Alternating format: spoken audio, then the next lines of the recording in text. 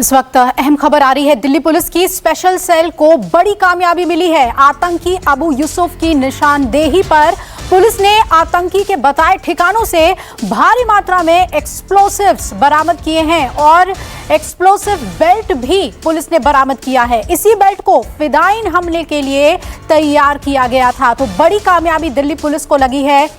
UP के बलरामपुर से ये विस्फोटक बरामद हुए हैं और आतंकी के घर से 2 मानव बम जैकेट भी मिले हैं जिससे फिदायीन हमले को अंजाम दिया जाता है।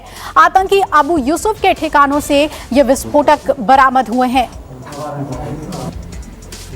दिल्ली पुलिस की स्पेशल सेल को बड़ी कामयाबी मिली है।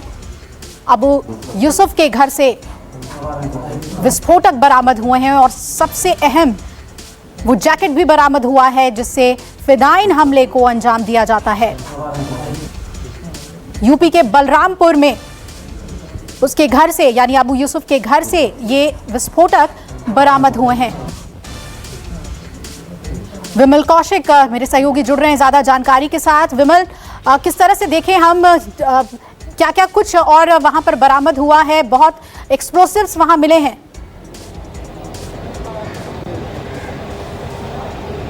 जी बिल्कुल, देखिए यूपी एटीएस और दिल्ली पुलिस की स्पेशल सेल का ये जॉइंट ऑपरेशन था। अबू यूसुफ को यहाँ से वो बलरामपुर भी लेकर गए थे और उसकी निशानदेही पर उसके घर से काफ़ी बड़ी मात्रा में विस्फोटक बरामद हुआ। इसके अलावा 2 जैकेट्स मिली हैं जिसमें वो उस विस्फोटक का इस्तेमाल करके फिदायीन हमला करने की फिराक में था। इसी के लिए पिछले 1 साल से वो लगातार रेकी कर रहा था और इसके अलावा कई और आधुनिक उपकरण मिले और सबसे चौंकाने वाली बात, इसके घर से ISIS के झंडे भी मिले हैं जो ये अक्सर जहां पर भी जाता था वो अपने साथ रखता था। ये बड़ी आने वाली बात है। ISIS के झंडे और विस्फोटक इसके पास से बड़ी मात्रा में मिला है और इसी के लिए इसने जगह जगह पर रेकी की थी और ये फिदायीन हमले की फिराक में था। बाकायदा एक भीड़ भरी जगह पर जाकर इसने वो जैकेट बांधकर बम प्लान करने का बम से खुद को उड़ाने का पूरा प्लान कर रखा था। बस उस प्लान पर अमल करना था, उससे पहले ही ये पुलिस के हत्थे चढ़ गया।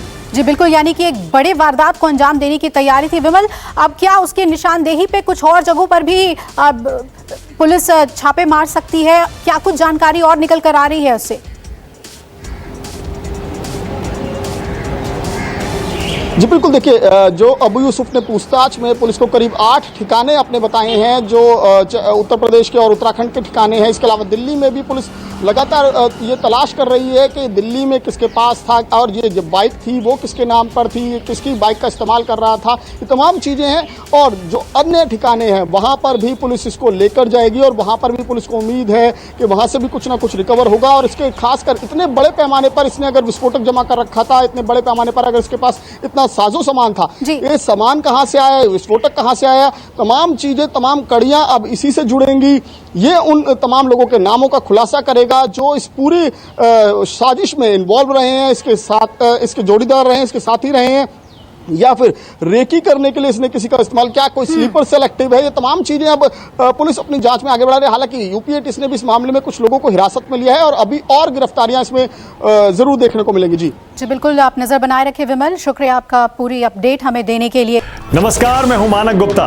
अगर आपको हमारा ये वीडियो पसंद आया हो तो इसे लाइक और शेयर जरूर करें और हाँ, हमें सब्सक्राइब और फॉलो करना ना भूलें ताकि आप देश और दुनिया की कोई खबर मिस ना करें।